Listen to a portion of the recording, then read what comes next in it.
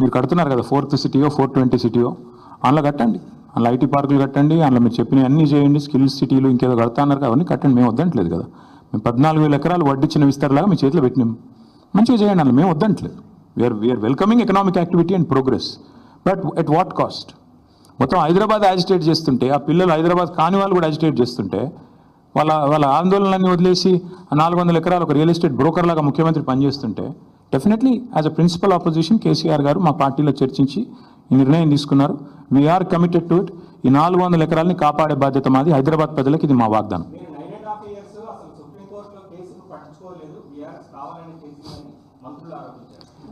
మంత్రులు నేనేమంటున్నా అంటే వారికి పాపం విషయం తెలియదు. గవర్నమెంట్ వాళ్ళది వచ్చింది డిసెంబర్లో, కోర్టు తీర్పు వచ్చింది బహుశా మార్చిలో అనుకుంటా, 3-4 నెలల్లో. ఆ 3-4 నెలల్లో హియరింగ్ కూడా కాలే. ఏదో మాట్లాడతారు, తెలిసి తెలియక ఏదో వాగుతూ ఉంటారు. ముఖ్యమంత్రి గారు మెప్పు పొందడం కోసం 20% కోసం 30% కోసం మాట్లాడేటోళ్ళ గురించి మాకు పెద్ద ఫికర్ లేదు. We're concern about the future of Hyderabad. ఈ 400 ఎకరాల విషయంలో మా పార్టీ విధానం సుస్పష్టం. ఈ 400 ఎకరాలని ఒక హైదరాబాద్ మెచ్చే ఒక మణిహారం లాగా, ఒక ఈకో పార్క్ లాగా తయారు చేస్తాం. కాంగ్రెస్ స్టాండ్ ఏంటో చెప్పమని చెప్పండి, నేను కోరుతాం.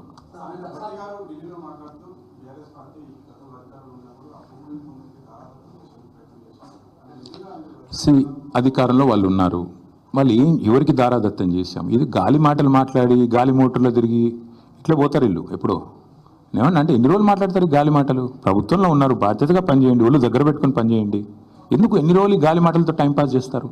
ఎవరికి దారాదత్తం చేశాము? సరే, ఇక నేనేమంటున్నా బ్రదర్, ఒక నిమిషం. ఇవాళ రేపు కాంగ్రెస్లో ఎవరు మాట్లాడారు? ఒక్క నిమిషం. ఇది బండి సంజయ్ ఐటెం నెంబర్ 6 ఏదో parliament reply. Item number 6 should read this. This is a reply given by government of India, not me. Item number 6 అప్పుడప్పుడు పార్లమెంట్ అటెండ్ అయ్యి అప్పుడప్పుడు కొద్దిగా చదువుకొని అప్పుడప్పుడు ఏమన్నా కొద్దిగా మాట్లాడితే, ఇది రిజర్వ్ బ్యాంక్ కాదు, ఇది forest survey of India report. ఇది forest survey of India report. ఇది గవర్నమెంట్ ఆఫ్ ఇండియాలో ఉండేవాళ్ళు కొంచెం చదువుకోవాలి అప్పుడప్పుడు. ఎంతసేపు తంబాకు నవ్వులుకుంటే ఆడియో తిరుగుతూ టైంపాస్ చేస్తే ఎట్లా నాకు అర్థం కాదు, మంచిది కాదు ఆయనకు కూడా. ఇప్పుడు చదువుకోమని చెప్పండి కొద్దిగా. ఇప్పుడే చెప్పాను మీరు వినలేదు కాక, మీరు వినలేదు. మేము కూడా గవర్నమెంట్కి కావాల్సినంత టైం ఇస్తున్నాం. ఏప్రిల్ 7th నాడు కోర్టు కూడా ఉంది. 7th ఏప్రిల్ నాడు మళ్ళీ కోర్టు కూడా వింటుంది. ఈరోజు కూడా కోర్టు వింటున్నట్టుంది. 24 hours ఇచ్చినట్టున్నారు కోర్టు కూడా టైము. ఈ ప్రభుత్వానికి కోర్టులు అంటే కూడా గౌరవం లేదు. మార్చ్ 29 నాడు బిల్ ఫైల్ అయితే ఒక ఫౌండేషన్, ఒక NGO ఫైల్ చేస్తే వాటా అని చెప్పి ఎన్వైరన్మెంటల్ ఇంపాక్ట్ అసెస్మెంట్ చేయకుండా విధ్వంసం చేస్తున్నారని వాళ్ళు ఫైల్ చేశారు. గవర్నమెంట్లో ఉన్న వాళ్ళు ఏం చేయాలండి? బాధ్యతగా ఒక రిబట్టల్ కానీ కౌంటర్ కానీ సబ్మిట్ చేయాలి. వీళ్ళు ఏం చేసినారు? 10 రోజులు టైం ఇవ్వండి అన్నారు. ఎందుకు తీసుకున్నారు 10 రోజులు టైం?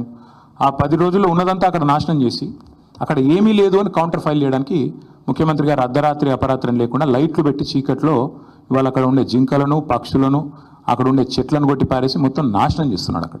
ఇది నేను చెప్పడం కాదు, పిల్లలు 5 డ్రోన్లు ఎగిరేసి షూట్ చేసినారు. మన ముఖ్యమంత్రి గారు చాలా సుభాషితాలు, ప్రవచనాలు చెప్పినారు అసెంబ్లీలో. ఏమన్నారు? ఒక డ్రోన్ ఎగిరేస్తే 500 ఫైన్ వేయాలా, నా దానికి కూడా జైల్లో పెడతారా అన్నాడు. మరి నువ్వు ఎందుకు పెట్టినావు ఇవాళ వాళ్ళ మీద కేసులు? 5 డ్రోన్లు ఎగిరేసి పిల్లలు నువ్వు చేస్తున్న విధ్వంసాన్ని షూట్ చేసినారు. మేం చేయలేదు, మీరు చేయలేదు. సారీ, మీడియా మీ పని చేయలేదు, మేము ప్రతిపక్షంగా మేము కూడా ఆడబోయి లొల్లి పెట్టలేదు. ఎందుకంటే ఆ పిల్లలు కొట్లాడుతున్నారు, దాన్ని మలినం చేయొద్దని మేము దూరం ఉన్నాం. ఈరోజు నేను అడుగుతున్న ముఖ్యమంత్రిగా 5 డ్రోన్లు ఎగిరేసి నువ్వు చేస్తున్న విధ్వంసాన్ని షూట్ చేసిన పిల్లల మీద కేసు ఎందుకు పెట్టినావు? మరి 2 పిల్లల్ని జైలుకు పంపినాడు ఈ ముఖ్యమంత్రి, PhD స్కాలర్స్ని. ఎందుకు పంపావు? పెద్ద పెద్ద మాటలు మాట్లాడే ముఖ్యమంత్రి. మేము చూస్తాము, ఇప్పుడు కోర్టు ఏం చెప్తుందో చూస్తాము. ముఖ్యమంత్రి కోర్టు తీర్పుతోనైనా బుద్ధి వస్తుందేమో ఆశిస్తాము. రాకపోతే పార్టీలో చర్చించి మా హైదరాబాద్ శాసనసభ్యులు మిగతా వాళ్ళందరితో కూడా మాట్లాడి సీనియర్ నాయకులతో మా నిర్ణయం మేము తీసుకొని ప్రకటిస్తాం. Thank you.